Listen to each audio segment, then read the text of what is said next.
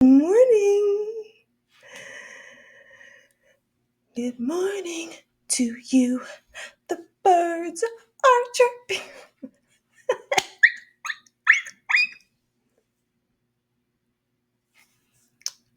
Welcome back to the Southern Bible Thumper channel, or if this is your first video that you've clicked on, thank you for clicking on the video. Thank you for giving me a chance. For this upload, we will be reading Deuteronomy chapter 18. The priests, the Levites, and all the tribe of Levi shall have no part nor inheritance with Israel. They shall eat the offerings of the Lord made by fire, and his inheritance. Therefore, shall they have no inheritance among their brethren. The Lord is their inheritance, as he hath said unto them. And this shall be the priest's due from the people, from them that offer a sacrifice, whether it be an ox, whether it be ox or sheep, and they shall give unto the priest the shoulder, and the two cheeks, and the maw, the first fruit also of thy corn, of thy wine, and of thine oil, and the first of the fleece of thy sheep, shalt thou give him. For the Lord thy God hath chosen him out of all thy tribes to stand to minister in the name of the Lord, him and his sons forever. And if a Levite come from any of thy gates out of all Israel, where he sojourned, and come with all the desire of his mind unto the place which the Lord shall choose, then he shall minister in the name of the Lord his God, as all his brethren the Levites do, which stand there before the Lord. They shall have like portions to eat, beside that which cometh of the sale of his patrimony. When thou art come into the land which the Lord thy God giveth thee, thou shalt not learn to do after the abominations of those nations. There shall not be found among you any one that maketh his son or his daughter to pass through the fire, or that useth divination, or an observer of times, or an enchanter, or a witch, or a charmer, or a consulter with familiar spirits, or a wizard, or a necromancer.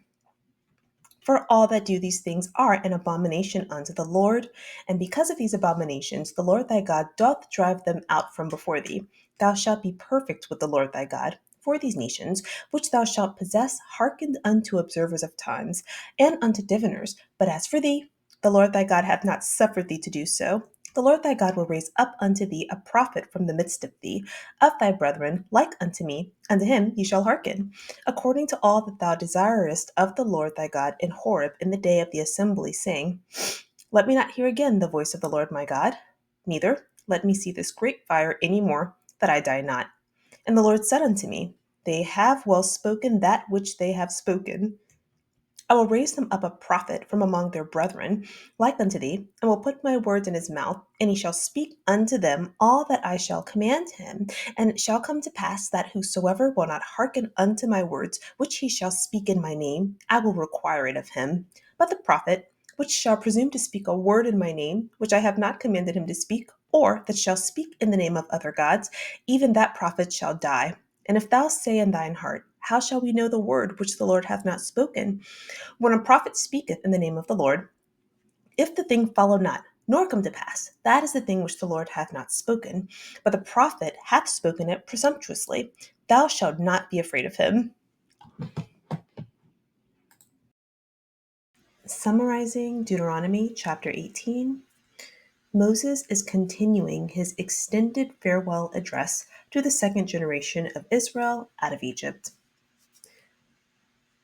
Moses has been speaking the entire book of Deuteronomy so far, and up until Deuteronomy chapter 20, he's also going to be speaking in the next two chapters. So this looks like this might be the entire book of Deuteronomy that Moses is speaking, but that's where we're at now. What he's been doing is reviewing the events in Exodus, Leviticus, and Numbers. The reason for doing this is because this is the second generation out of Egypt. So the generation that left Egypt with him, the group of people who crossed the Red Sea and experienced the plagues in Egypt, well, that generation has all died off. So this current group are the children of the people who left Egypt with Moses. So he's going over what God expects of the Israelites in the new land. Verses 1 through 2. The Levites shall not have an inheritance alongside Israel. That's including the Levite priests. God is their inheritance. They can eat the offerings to the Lord made by fire. In verse 3, priests get the shoulder, 2 cheeks, and the maw of the ox or the sheep that are sacrificed. This, along with the first fruit of wine, oil, and sheep. These are all like what the Levites and the Levite priests are able to have access to. God chose the priests, or this Levite clan, to minister in the name of the Lord forever. Verses 6 through 8. The Levites are permitted to minister at the place that God will appoint. This whole address in Deuteronomy so far are instructions for when Israel will enter the land of Canaan and take over. So a worship center or a church or anything that hasn't been established yet, and it will be established when they get into that land. So the Levites are permitted to minister there. They get the same portion of inheritance as the priests. So that's why earlier in verse 1, I just kind of grouped that all together, because they get the same uh, thing. And I think in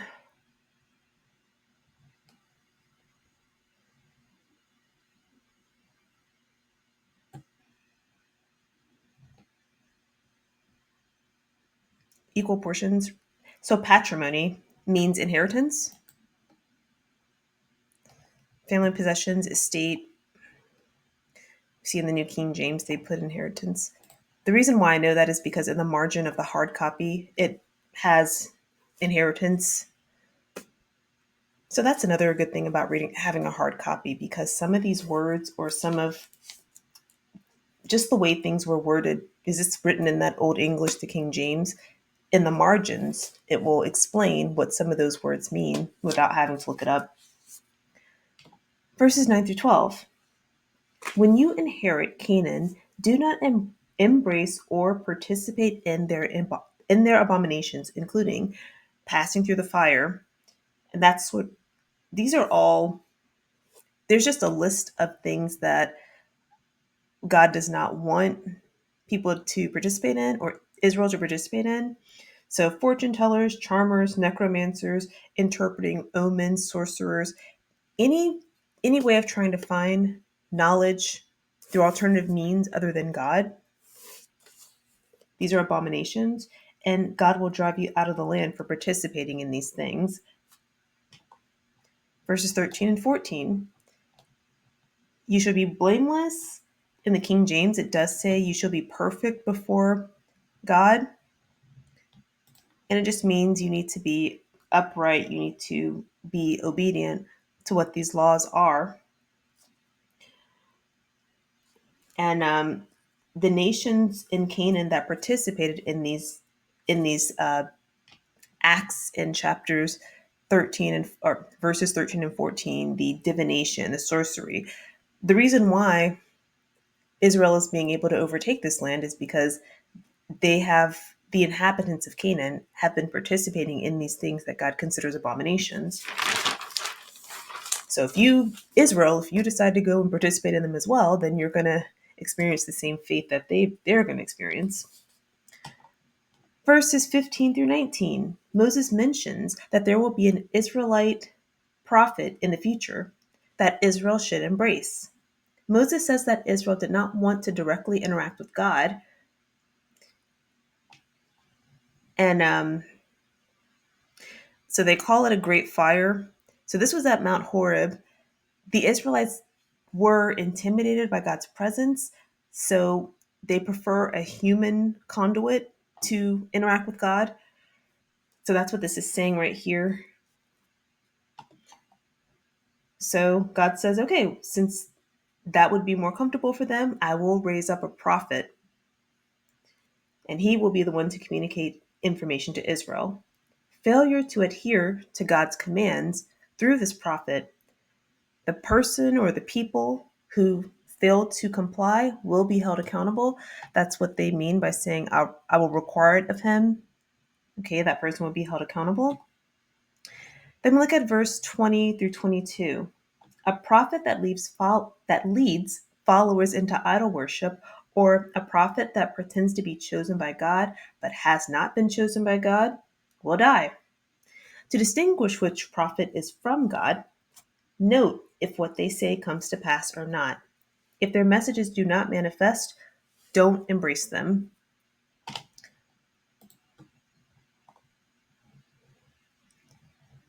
So it does say don't be feared, don't be afraid of him. It just means we don't need to take what this person says into account. So that's all I have for Deuteronomy chapter 18. Thank you so much for clicking on the video. I love you. We're going to have a wonderful day.